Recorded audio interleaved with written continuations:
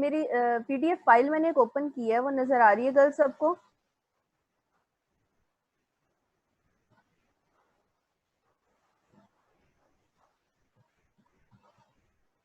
और आवाज भी आ रही है सबको? कोई मसला तो नहीं है किसी को? ठीक है। क्लास में हम जितना भी आर्किटेक्चर के बारे में पढ़ चुके हैं वो सारा पेपर के लिए इनफ था, लेकिन हमारे कुछ चीजें रह गई थी। जब क्लास में पेपर भी डिस्कस किया था तो उसमें से मैक्सिमम 70% क्वेश्चंस हम कर चुके थे। मतलब जिस चैप्टर में से क्वेश्चंस आते हैं वो वाले चैप्टर्स हम कवर अप कर चुके थे। अब नेक्स्ट आपके पास स्टोरेज वाले चैप्टर रह गए हैं या मेमोरी हायरार्की डिजाइन रह गए, इसी तरह के 3-4 चैप्टर रह गए हैं जो कि हमने कवर अप करने हैं, लेकिन इनको कवर करना जरूरी है। तो आज जिस चैप्टर का इंट्रोडक्शन देना है वो मेमोरी हायरार्की डिजाइन है। बच्चे एक और चीज, इन केस अगर कोई लेक्चर आप में से रिकॉर्ड करना चाहता है तो अपनी रिकॉर्डिंग खुद ही से ऑन कर लो आप लोग, ठीक है? या मुझे बता दो, मैं रिकॉर्डिंग ऑन कर दूंगी, तो फिर उसके बाद मैं आपको सेंड कर दूंगी। अभी जो हमने चैप्टर पढ़ना है वो है memory hierarchy design. Memory hierarchy design क्या है कि जैसे जैसे आपके पास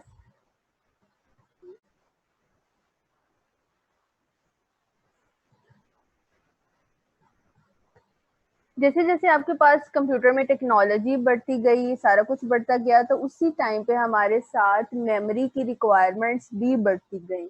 मेमोरी जितनी ज्यादा फास्ट होगी उतनी ज्यादा हमारी कोई भी डिवाइस अच्छी होगी।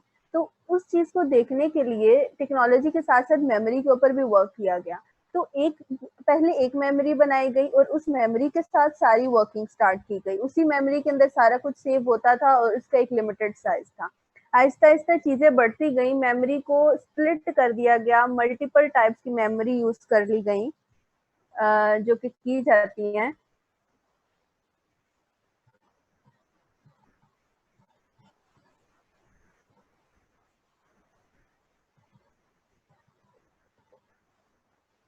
और ये जो भी एनोटेशन कर रहा है बच्चों, अब इसका नाम मेरे पास आ जाएगा और उसके बाद वो अपना अंजाम खुद सोच के रखे। इस किस्म की हरकतें मेरी क्लास में नहीं चलेंगी। समझ आ गई है? आते साथ ही आप लोगों ने बदतमीजी स्टार्ट कर दी है।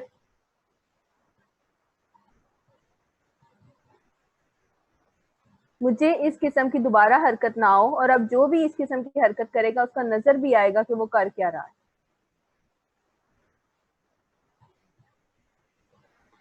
मेमोरी हायरार्की डिजाइन के बारे में देखते हैं कि जैसे जैसे टेक्नोलॉजी एडवांस होती गई मेमोरी की रिक्वायरमेंट्स भी बढ़ती गई। मेमोरी जितनी ज़्यादा फास्ट होगी उतनी हमारी डिवाइसेस भी अच्छी होंगी। तो टेक्नोलॉजी के साथ साथ एक मेमोरी के ऊपर वर्क करना, एक मेमोरी को यूज़ करना इनफ नहीं था। तो इसी वजह से मेमोरी को डिवाइड कर दिया गया मल्टीपल टाइप्स में, कि आपके पास मल्टीपल टाइप्स की मेमोरी हो जाती है, जिसमें आपकी कैशे मेमोरी आ जाती है, आपके पास वर्चुअल मेमोरी आ जाती है, आपकी जो मेन मेमोरी होती है वो मेमोरी आ जाती है। मतलब हमने वो काम करना है जिसमें हमारे सीपीयू की वर्किंग तेज हो जाए, हमारा सिस्टम बस फास्ट वर्क करे, और वो उसी सूरत में होगा जब हमारे पास मेमोरी होगी। इसी तरह जब हमने कैशे डिजाइन कर लिया तो कैशे डिजाइन करने के बाद कैशे के अंदर मल्टीपल लेवल्स भी बना दिए गए, कि आपके पास कैशे के अंदर एक ही कैशे है, उसके अंदर मल्टीपल लेवल्स बना दिए गए, L1 कैशे, L2 कैशे, और उनके साइज डिफाइन कर दिए गए कि L1 कैशे की इतना साइज है, L2 कैशे का इतना साइज है, और कौन सा स्मॉल है कौन सा लार्ज है। तो इस तरह आहिस्ता आहिस्ता चीजें बढ़ती गई। तो सबसे पहले जो चैप्टर में कहा जाता है, कह रहे हैं वो लोग कि आपके पास हमने कोई भी मेमोरी टेक्नोलॉजी जो सी यूज करनी होती है उसके लिए दो चीजें देखनी होती है। एक आपने लोकेलिटी देखनी होती है और दूसरी आपने कॉस्ट परफॉर्मेंस देखनी होती है।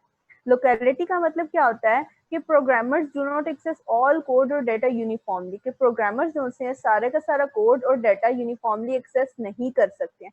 और दूसरा आपके पास आ जाती है कॉस्ट परफॉर्मेंस। अब लोकेलिटी आपने अगर याद हो तो आर्किटेक्चर के फर्स्ट चैप्टर में हमने पढ़ा था टेम्पोरल लोकेलिटी और स्पेशल लोकेलिटी, कि दो तरह की लोकेलिटीज आपके पास होती हैं। और थर्ड आपके पास सेकंड आ जाती है कॉस्ट परफॉर्मेंस, कि हमें चीज भी अच्छी चाहिए, हमें मेमोरी भी फास्ट चाहिए, और हमें उसके अंदर उसकी परफॉर्मेंस भी अच्छी होनी चाहिए। तो ये दोनों चीजें बेसिकली जो वर्क करती हैं आपके पास इसमें मेमोरी हायरार्की डिजाइन में। तो फास्ट मेमोरी कहते हैं कि फास्ट मेमोरी एक्सपेंसिव होती है, तो इसी वजह से मेमोरी हायरार्की को इस तरह से डिफाइन किया गया कि स्मॉलर हो मेमोरी, फास्टर हो, और मोर एक्सपेंसिव होती है पर बाइट के लिहाज से। जो हमारे पास फास्टर मेमोरी है वो एक्सपेंसिव होती है, बेसिकली वो होती है स्मॉल होती है, फास्ट होती है और मोर एक्सपेंसिव होती है। जैसे आपके फोन है उसके अंदर आपके पास होती स्मॉल है लेकिन साइज में स्मॉल होती है, वैसे उसके अंदर ज्यादा जगह होती है चीजों को पार करने की और फास्टर भी होती है लेकिन एक्सपेंसिव होती है। अब मेमोरी की एक्सपेंसिवनेस किसके ऊपर डिपेंड करती है कि कितना डाटा वो पर बाइट अपने अंदर सेव करती है, आपके पर बाइट की कितनी कॉस्ट आती है उसके अंदर। तो आपके पास मेमोरी जो सी है, जितनी आपके पास मेमोरी कॉस्ट पर बाइट है, जितनी चीपेस्ट होगी उतनी आपके पास उसके अंदर कम स्पेस होगी, जितनी फास्टेस्ट होगी उसकी स्पीड उतनी ज्यादा होगी और उसके अंदर स्पेस भी ज्यादा होगी। अब आपके पास नेक्स्ट क्या कह रहे हैं,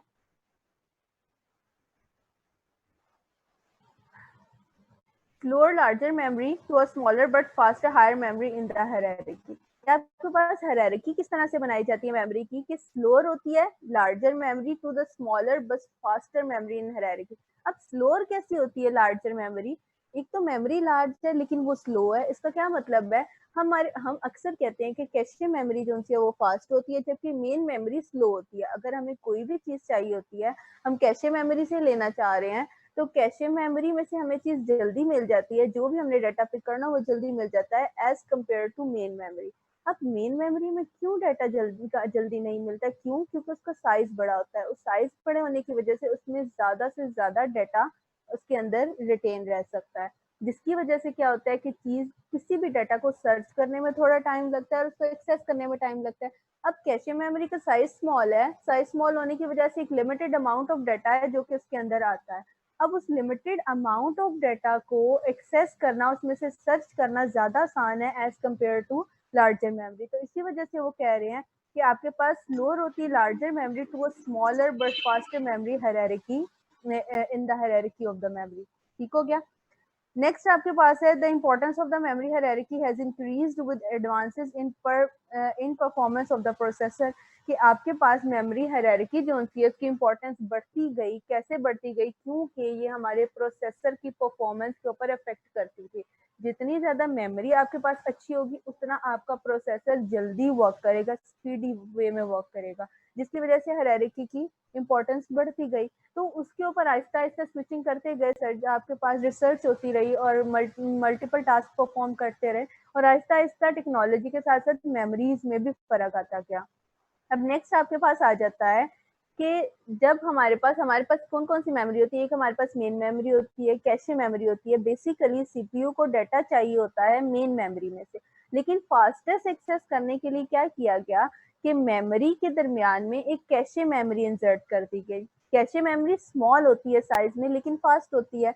अब कैशे मेमोरी में क्या होता है कि जो आपने डाटा यूज किया होता है वो कैशे मेमोरी के अंदर रिजाइड कर दिया जाता है। इन केस अगर फ्यूचर में उस डाटा की जरूरत हो तो बजाय कि हम मेन मेमोरी को दोबारा से एक्सेस करें और ज्यादा टाइम लगाए, हम क्या करते हैं कि हम डायरेक्टली कैशे मेमोरी को एक्सेस कर लेते हैं और वहीं से डाटा पिक कर लेते हैं। इन केस अगर हमें कैशे मेमोरी में से डाटा नहीं मिलता तो हम एक्सेस करते हैं मेन मेमोरी को।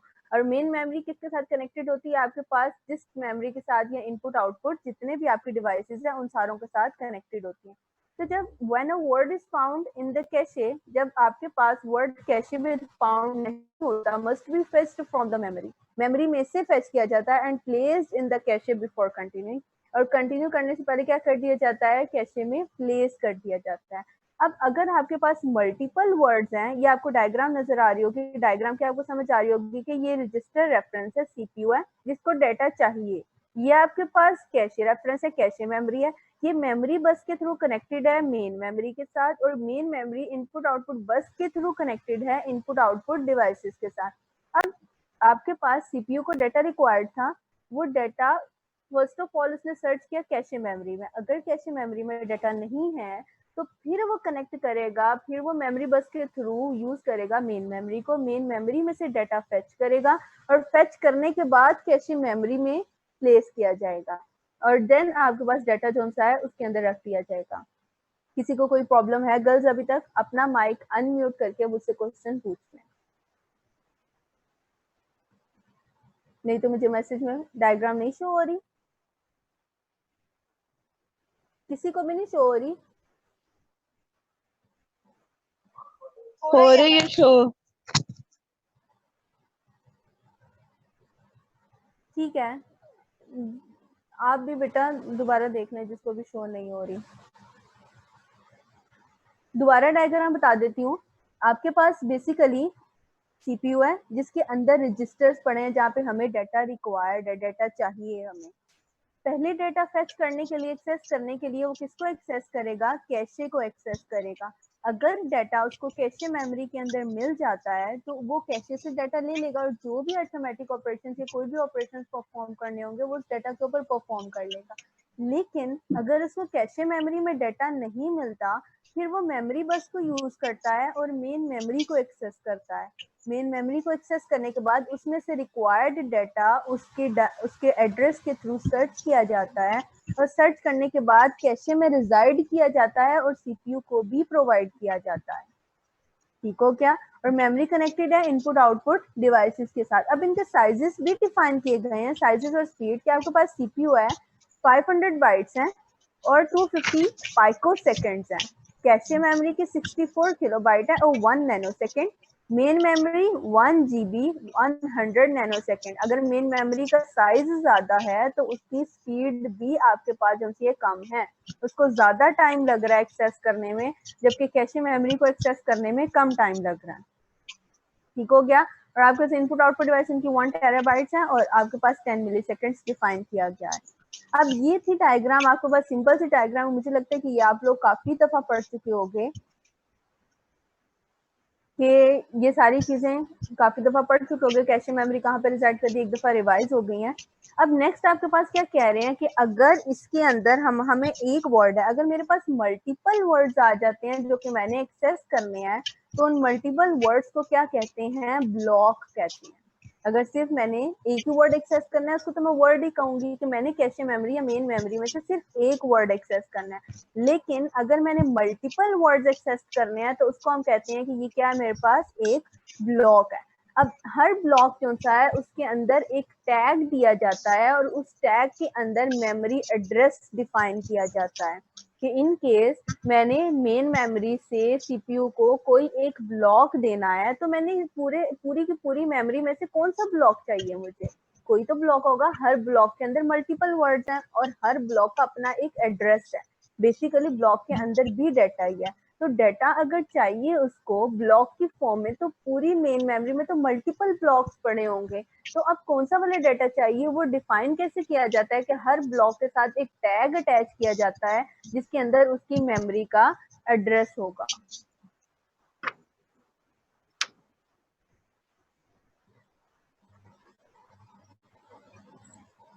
क्लियर हो गया बच्चों यहाँ तक?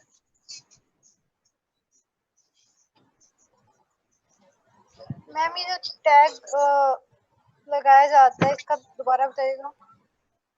टैग आपके पास क्या होता है कि ब्लॉक बेसिकली ब्लॉक के अंदर मल्टीपल वर्ड्स होते हैं। अब मल्टीपल वर्ड्स जो से हैं वो भी आपका एक डाटा ही है। जिस तरह एक वर्ड है आपने सिंपल मेमोरी से एक्सेस करना है, इसी तरह अगर आप मल्टीपल वर्ड्स को एट अ टाइम एक्सेस करना चाहो तो उसको हम कहते हैं कि ये एक ब्लॉक है। अब ये मेमोरी के अंदर पड़े हैं ब्लॉक्स, हर ब्लॉक का अपना एक एड्रेस होगा। वो एड्रेस किसके अंदर सेव किया जाता है? वो एक टैग है उसके अंदर सेव किया जाता है कि ये आपके पास ब्लॉक है, इसका ये टैग है और इस टैग के अंदर इसका एड्रेस पड़ा हुआ है। आप उस टैग के थ्रू उस ब्लॉक को एक्सेस कर लेते हैं जब भी सीपीयू को रिक्वायर्ड होता है। अगर वो ब्लॉक कैशे में मिल जाता है तो ओके फाइन, लेकिन अगर वो कैशे में मेन मेमोरी में से पहले वो मेन मेमोरी में से सर्चिंग करेगा और सर्चिंग करने के बाद वो उसको कैशे में प्लेस करेगा और सीपीयू को भी प्रोवाइड करेगा। क्लियर हो गया गर्ल्स? Yes ma'am. हाजरा ने पूछा था एक क्वेश्चन।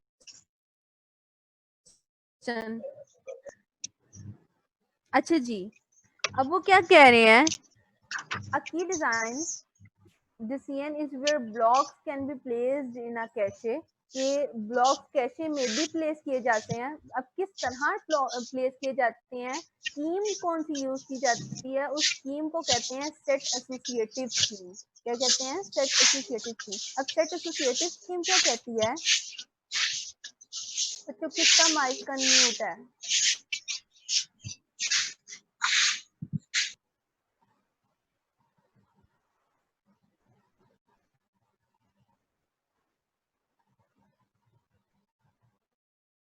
सेट एसोसिएटिव वे में की जाती है। अब सेट एसोसिएटिव वे क्या है आपके पास, where a set is a group of blocks in the cache.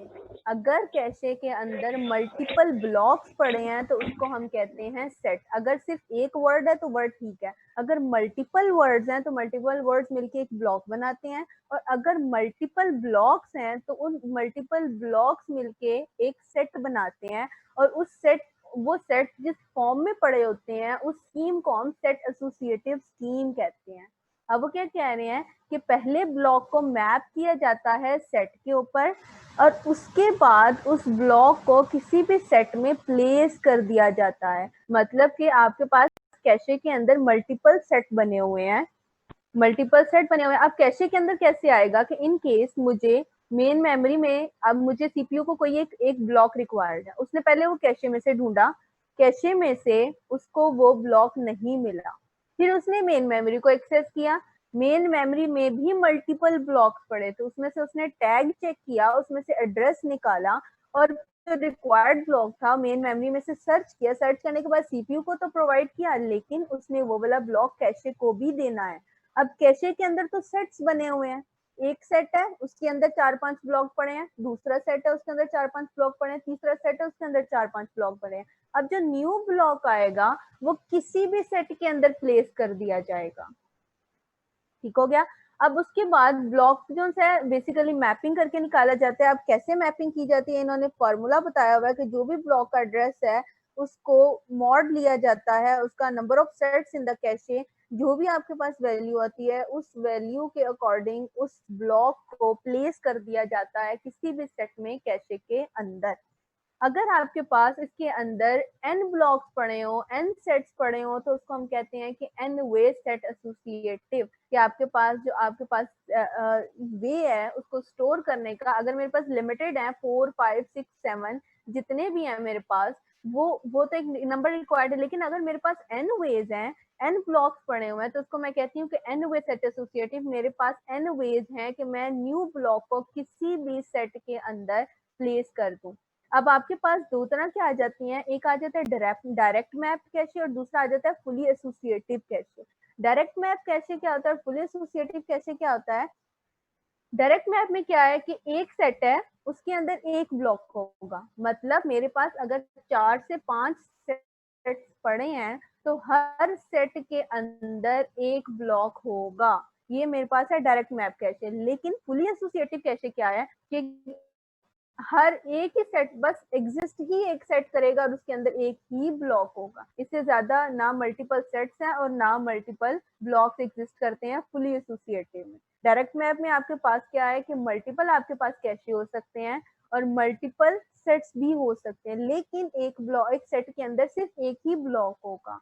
एक सेट है उसके अंदर एक ब्लॉक, दूसरा सेट है उसके अंदर दूसरा ब्लॉक, तीसरा सेट है उसके अंदर तीसरा ब्लॉक, इसी तरह मेरे पास n सेट्स हो सकते हैं और n सेट्स के अंदर n ब्लॉक्स हो सकते हैं। लेकिन फुली एसोसिएटिव में क्या आ जाता है आपके पास कि सिर्फ उसके अंदर कैशे जो है उसके अंदर एक ही सेट होगा और एक ही ब्लॉक होगा। नेक्स्ट वो क्या कह रहे हैं कि कैशे के अंदर क्या है, डेटा रीड करना आसान है लेकिन डेटा को राइट करना मुश्किल है। रीड करना कैसे आसान है कि इन केस अगर मैंने कोई डाटा रीड करना है तो वो तो इजीली मैं रीड करके स्विच कर जाऊंगी नेक्स्ट टास्क के ऊपर, लेकिन मेरे पास राइटिंग में दो टेक्निक्स आ जाती हैं जो कि हमने क्लास में पहले भी पढ़ी थी। बच्चों किसी को कोई मसला है, कोई कंफ्यूजन है? Yes ma'am. मैम मैंने ये पूछना था कि आपने तो बोला है सेट्स भी ब्लॉक्स के साथ बनते हैं, तो सेट के अंदर भी ब्लॉक्स होते हैं? सेट के अंदर ही ब्लॉक होते हैं, एक सेट के अंदर मल्टीपल ब्लॉक्स हो सकते हैं। 4-5 ब्लॉक्स मिलके एक जगह पे पड़े होंगे ना तो उसको मैं कहूंगी ये एक सेट है, तो सेट के अंदर ब्लॉक्स होंगे। और मैम और जो ब्लॉक्स होते हैं उसमें मल्टीपल वर्ड्स होते हैं? ब्लॉक्स में मल्टीपल वर्ड्स होते हैं, मल्टीपल वर्ड्स के मिलने से ही ब्लॉक बनता है और मल्टीपल ब्लॉक्स के मिलने से एक सेट बनता है। क्लियर हो गया? जी मैम आपने ये एनवी सेट एसोसिएटिव में कहा है कि एक इसके अंदर एक ही ब्लॉक और एक ही सेट होगा, तो इसका क्या मतलब है? सेट तो ब्लॉक से मिलकर बना होता है ना, तो फिर एक ही ब्लॉक और एक ही सेट होगा, क्या क्या वो मतलब है? मतलब ये है कि डायरेक्ट मैप्ड कैशे और जो आपके पास फुली एसोसिएटिव है ना उसमें है ये कि डायरेक्ट मैप में आपके पास क्या है कि मेरे पास मल्टीपल सेट्स हो सकते हैं, लेकिन मेरे पास पहले मेरे पास ये मेथड था पहले कि एक सेट है उसके अंदर मल्टीपल ब्लॉक्स एग्जिस्ट कर सकते हैं, लेकिन डायरेक्ट मैप कैशे क्या कहता है कि एक सेट है तो उसके अंदर एक ही ब्लॉक आएगा, बस इससे ज्यादा ब्लॉक्स नहीं आएंगे। और फुली एसोसिएटिव में क्या है कि एक ही सेट एग्जिस्ट करेगा, मल्टीपल सेट्स भी नहीं होंगे, सिर्फ एक सेट होगा और उसके अंदर एक ब्लॉक आएगा। क्लियर हो गया? ओके मैम ये मैम। सारे होते हैं मैम, ये सारा सेम ही है। बच्चों 1 by 1 मैम ये सारे होते किसमें है? कैशे में, मेन मेमोरी में भी और मतलब कैशे ये में, दोनों में ये चीजें होती हैं दोनों में यही चीजें होती जो हैं। दो मतलब आपने एक वे है चीजों को स्टोर करने का कि मेमोरी के अंदर किस तरह चीजें स्टोर हो रही हैं। तो मैम ये जो एक मेमोरी है वो एक ही वे के से स्टोर करेगी ना? ऑब्वियसली एक ठीक रूल है। अगर सारे एसोसिएटिव वे में कर रहे हैं तो वो सारे एसोसिएटिव वे में ही करेंगे। अगर वो डायरेक्ट मैप कैशे है तो वो डायरेक्ट मैप नहीं करेंगे। ऐसा नहीं है कि एक ब्लॉक डायरेक्ट मैप में हो, एक सेट डायरेक्ट मैप को फॉलो करा होगा और एक सेट फुली एसोसिएटिव को करा होगा, ऐसा नहीं है। एक मेमोरी एक ही रूल को फॉलो करेगी। मैम इनमें परफॉर्मेंस सबसे बेस्ट किसकी होती है या सब इक्वल वर्क करते हैं? परफॉर्मेंस डिपेंड करता है सिर्फ मेमोरी के साइज के ऊपर। अगर मेमोरी का साइज छोटा है तो चीजें जल्दी मिल जाएंगी, मेमोरी का साइज बड़ा है तो ज्यादा चीजें आएंगी और उसमें से सर्च करना भी मुश्किल होगा। और किसी का कोई मसला, कोई इशू बच्चों? और किसी को आगे कंटिन्यू करें? No ma'am. मैम ये जो आपने सेट एसोसिएटिव के बारे में बताया था वो थोड़ा सा बताइएगा, दोबारा से रिपीट करते। सेट एसोसिएटिव क्या है आपके पास कि जब आपके पास मल्टीपल ब्लॉक्स एक ही जगह पे इकट्ठे होंगे तो वो ब्लॉक कंसीडर किए जाएंगे एज अ वन सेट। मतलब एक सेट है उसके अंदर 4-5 ब्लॉक हैं, दूसरा सेट है उसके अंदर 4-5 ब्लॉक पड़े हैं, तीसरा सेट है उसके अंदर 4-5 ब्लॉक पड़े हैं। ठीक हो गया? सेट इस तरह आप अपनी डेली लाइफ की एग्जांपल ले लें कि आप सारी पेंसिल्स एक जगह इकट्ठी करके रख दें तो वो आपकी पेंसिल्स का एक सेट बन जाता है और एक सिंगल पेंसिल कंसीडर की जाएगी एज अ सिंगल ब्लॉक। ठीक हो गया? Okay ma'am, thank you. अच्छा जी, नेक्स्ट आगे देखते हैं कि वो क्या कह रहे हैं कि कैशे में राइटिंग कौन सी है। बच्चों मेरी एक बात सुनिएगा, जब ये मीटिंग एंड होने वाली होगी उससे पहले मुझे बता दीजिएगा, ठीक है? फिर उसको दोबारा ज्वाइन कर लेंगे। आपकी 4 बजे कोई और क्लास भी है? मैम नादिया की है। मैम नादिया की है अगर मैम। 4 o'clock से पहले ये बंद हो जाती है मीटिंग तो उसको जल्दी ज्वाइन कर लेंगे, ठीक है? ताकि मुझे तो मैसेज भी आ गया है। अच्छा चलें पढ़ लें, मैसेज तो बाद में ध्यान दे दीजिएगा। नेक्स्ट हमने देखना है कि कैशे के अंदर वो क्या कह रहे हैं कि रीडिंग इजी है लेकिन राइटिंग मुश्किल है। राइटिंग क्यों मुश्किल है कि जब कोई डाटा रीड करना होता है तो वो तो सिंपली हमने सिर्फ रीड करना है, रीड करने के बाद खत्म हो गया। महविश अभी आ रही हैं इतनी जल्दी? अच्छा जी, रीड करना डाटा को आसान है लेकिन राइट करना मुश्किल है। अब राइट करना क्यों मुश्किल है? मेरे पास राइटिंग की 2 टेक्निक्स थी जो कि हमने पढ़ी थी, राइट थ्रू कैशे था और राइट बैक कैशे था।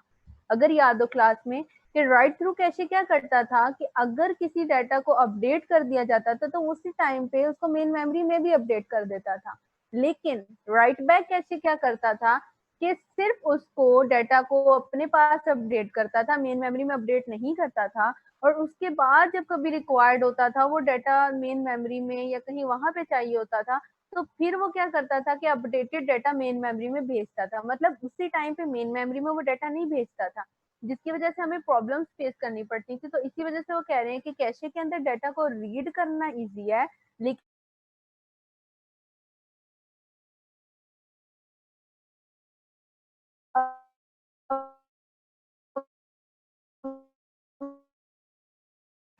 मिस कब अक्कर होता है?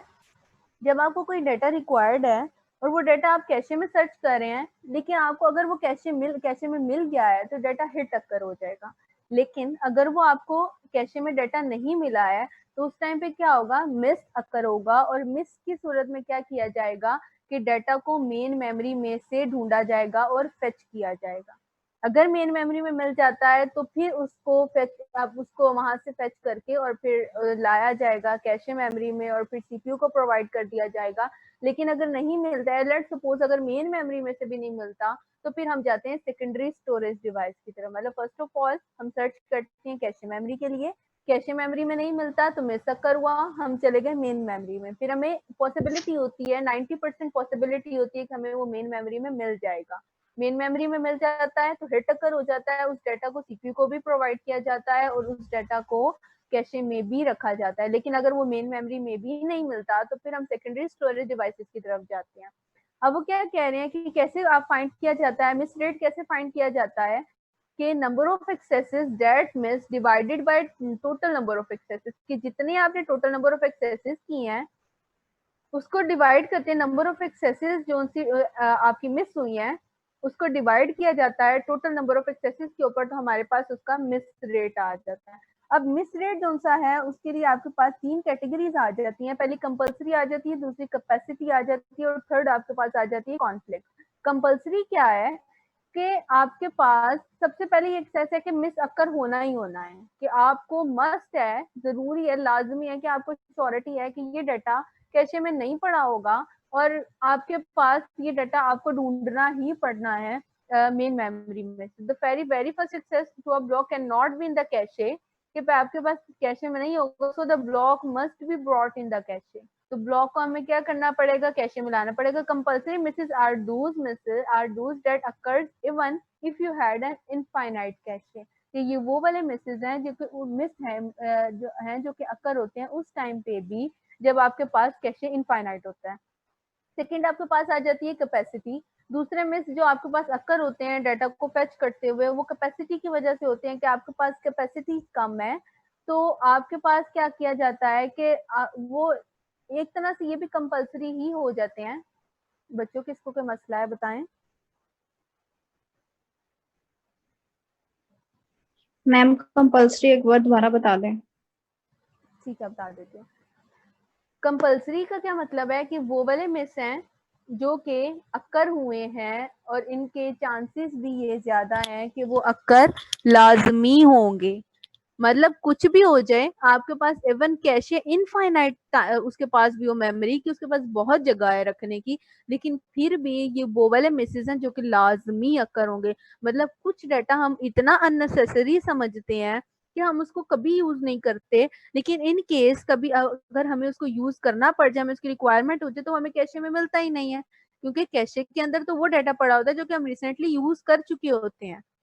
तो आपके पास कुछ ऐसे डाटा होता है जिसको हम बहुत अननेसेसरी समझते हैं, तो हम उसको कभी मेमोरी वाली साइड पे प्लेस नहीं करते, हम उसको प्लेस करते हैं कहाँ पे, सेकेंडरी स्टोरेज या कहीं और प्लेस कर देते हैं। तो ये वो वाले मैसेज हैं जो कि लाजमी अक्कर होंगे, जैसे उसका नाम बता रहा है कि कंपल्सरी है, वो लाजमी अक्कर होंगे। ये उस सूरत में भी अक्कर होंगे अगर आपके पास कैशे इनफाइनाइट होगा।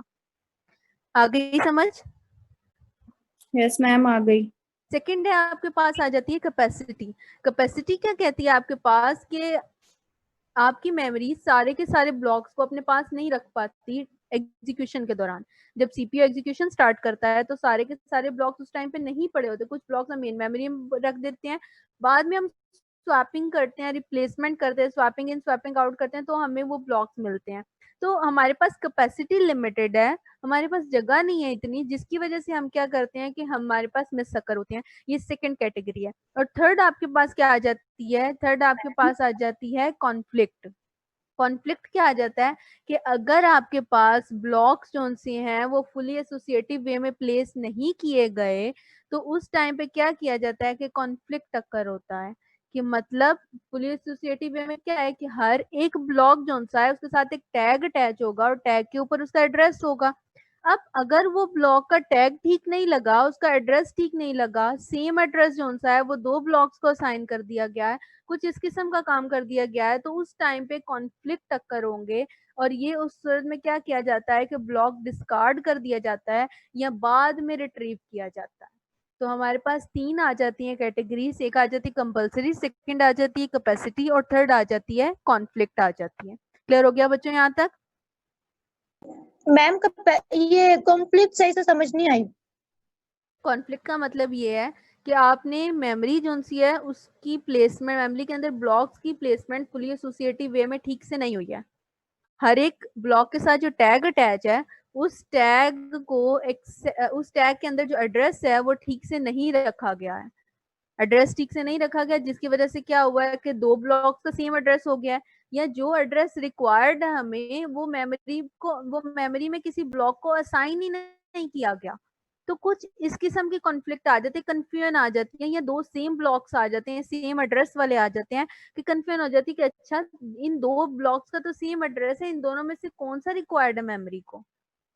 तो उसमें जो आ जाते हैं, ये आपके पास एक चांसेस होता है कि आप ब्लॉक उठा के सीपीयू के पास नहीं लेके जा सकते, तो उस सूरत में हमारे पास मिस अक्कर होता है। क्लियर हो गया? मैम मिस अक्कर जो होता है वो मिस रेट ही होता है ना, जो ऊपर वो आपने मिस बताया है। होता है, मल्टीपल मिस अक्कर होंगे ना, मतलब एक दफा एक्सेस किया डाटा नहीं मिला, मिस अक्कर हो गया, सेकंड दफा एक्सेस किया डाटा नहीं मिला, मिस अक्कर हो गया। तो मल्टीपल टाइम जब मिस अक्कर होते हैं तो फिर उनको कैलकुलेट करके मिस रेट निकाला जाता है कि इस पूरे डाटा को परफॉर्म करते हुए हमें कितनी दफा प्रॉब्लम हुई और कितने मिस अक्कर हुए हैं। ये उसकी परफॉर्मेंस के ऊपर इफेक्ट करता है, मेमोरी की परफॉर्मेंस के ऊपर। क्लियर हो गया बच्चों? क्लियर है बच्चों? Yes Yes, ma'am, ma'am. आ गया समझ। Thank you. नेक्स्ट आ जाते हैं आपके पास मिस इंस्ट्रक्शंस। ये फॉर्मूले हैं, इस फॉर्मूलों को आपने एज इट इज याद करना है कि miss is divided by instruction क्या है कि miss rate multiplied by memory access divided by instruction count, कि कितनी इंस्ट्रक्शंस थी, उसमें किस डाटा के लिए मेमोरी को एक्सेस किया गया और कितना मिस रेट आया। तो किसके इक्वल है? Miss rate multiplied by memory access divided by instruction. ये आपके पास बेसिकली फॉर्मूला है उसका। अब नेक्स्ट उन्होंने आगे बताया हुआ है कि हिट टाइम क्या है आपके पास, कि अगर कोई डाटा मिल जाता है मेमोरी के अंदर, जो भी मेमोरी कैशे मेमोरी के अंदर मिल जाता है, तो उसको हम कहते हैं कि ये हिट टाइम है। और मिस पेनल्टी क्या है? Miss penalty is the time to replace the block from memory, कि हमें मेमोरी के अंदर कैशे के अंदर ब्लॉक को रिप्लेस करना होता है। तो जब हम रिप्लेसमेंट कर रहे होते हैं, हम कहते हैं कि हम मिस पेनल्टी कर रहे हैं, कि मिस तो अक्कर हो गया, उस पर एक हमें पेनल्टी ये पड़ी है कि हमें उस ब्लॉक को अब रिप्लेस करना पड़ रहा है, और रिप्लेस होके आएगा तो ही आगे हम एग्जीक्यूशन के लिए यूज कर सकेंगे। क्लियर है बच्चों? समझ Yes, आ ma'am. गई है? अच्छा जी, हम इस रेट को कैसे कैसे रिड्यूस कर सकते हैं? पहला पॉइंट क्या कहता है कि larger block size to reduce miss rate, कि अगर मेरे पास ब्लॉक साइज लार्जर होगा तो उस टाइम पे मिस रेट रिड्यूस हो जाएगा। अच्छा, हिट टाइम दोबारा बता देती हूँ। हिट टाइम के अंदर क्या है कि कोई डाटा रिक्वायर्ड है मुझे, और वो डाटा मैंने कैशे में सर्च किया है और कैशे में से मुझे वो डाटा मिल गया है, तो मैं कहूंगी कि हिट टाइम अक्कर हो गया है। लेकिन अगर मैंने कोई डाटा सर्च किया है कैशे में से और मुझे नहीं मिला, तो मिस अक्कर हो गया है। ठीक है? और मिस अक्कर होने के बाद मुझे मिस पेनल्टी पड़ेगी। क्या पेनल्टी पड़ेगी? कि मैं उस ब्लॉक जो कि मुझे नहीं मिला कैशे में से, मैं उसको रिप्लेस करूंगी मेन मेमोरी में से, कि कोई ये कैशे में से ब्लॉक उठाऊंगी, क्योंकि कैशे तो अनलिमिटेड नहीं है, इनफाइनाइट नहीं है, मुझे जगह बनानी पड़ेगी, तभी मैं न्यू ब्लॉक लाके प्लेस कर सकती हूँ। तो मैं पहले कैशे में से जगह बनाऊंगी, रिप्लेस करूंगी, मतलब एक ब्लॉक कैशे में से उठ के मेन मेमोरी में जाएगा और मेन मेमोरी में से रिक्वायर्ड ब्लॉक उठ के आएगा कैशे में से। क्लियर हो गया हिट टाइम? नेक्स्ट आ जाता है जी large block size to reduce miss rate, कि हम रिड्यूस कैसे कर सकते हैं मिस रेट को अगर मेरे पास लार्जर ब्लॉक साइज हो। सेकंड आ जाता है bigger caches to reduce miss rate, कि मिस रेट को रिड्यूस कैसे किया जाता है अगर मेरे पास कैशे का साइज ज्यादा हो जाए। एक तो ब्लॉक साइज ज्यादा होगा तो मिस रेट कम हो जाएगा, रिड्यूस हो जाएगा। अगर मेरे पास कैशे का साइज ज्यादा होगा तो फिर मेरे पास मिस रेट रिड्यूस हो जाएगा। थर्ड आपके पास आ जाता है higher associativity to reduce miss rate, कि आपके पास जिस तरह मैंने कहा था कि मिस जब अकर होता है तो कॉन्फ्लिक्ट्स होते हैं। कॉन्फ्लिक्ट्स उस टाइम अकर होते हैं जब मेरे पास एसोसिएशन ठीक नहीं हुई होती है मेमोरी के अंदर, जो फुली एसोसिएटिव वे मैंने यूज किया है मेमोरी के अंदर वो मेरे पास प्रॉपर वे में ठीक वे में नहीं हुआ। तो मैं कहती हूँ इसमें कि हायर एसोसिएटिविटी होनी चाहिए, मतलब फुली एसोसिएटिव होनी चाहिए पूरी मेमोरी को, ताकि मेरे पास मिस रेट रिड्यूस हो। नेक्स्ट आपके पास आ जाता है multi level cache to reduce miss penalty, कि आपके पास हम क्या करते हैं कि मल्टी लेवल कैशे यूज कर लेते हैं। कैसे जी बेटा? किसी का कोई क्वेश्चन है?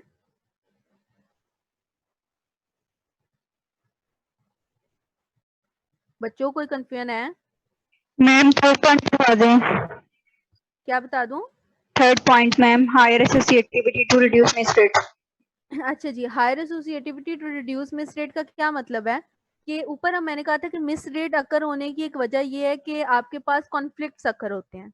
कॉन्फ्लिक्ट्स कब अकर होते हैं? जब आपके पास मेमोरी के अंदर फुली एसोसिएशन नहीं होती। अगर आपकी मेमोरी फुली एसोसिएटिव मैनर में नहीं है तो उस टाइम पे मिस अकर होंगे। तो अब वो क्या कह रहे हैं कि मिस रेट को अब हम रिड्यूस करें कि हम कैसे कम कर सकते हैं मिस रेट को। तो मिस रेट को हम कम कैसे कर सकते हैं कि हम हायर एसोसिएटिविटी रखें कि मेमोरी के अंदर सेट्स बने हो, सेट्स के अंदर प्रॉपर ब्लॉक्स बने हो, हर ब्लॉक का अपना एक एक्यूरेट और करेक्ट एड्रेस हो। कंफ्यूजन ना हो उसमें कि multiple block same address contain कर रहे हैं जिसकी वजह से हमें क्या कंफ्यूजन हो रही है कि हमने कौन सा ब्लॉक उठा के लेके जाना है। तो हर चीज एक प्रॉपर मैनर में हो मेमोरी के अंदर ताकि हमारे पास मिस रेट कम हो जाए। क्लियर हो गया? जी मैम, थैंक यू। नेक्स्ट आ जाता है आपके पास multi level cache to reduce the miss rate.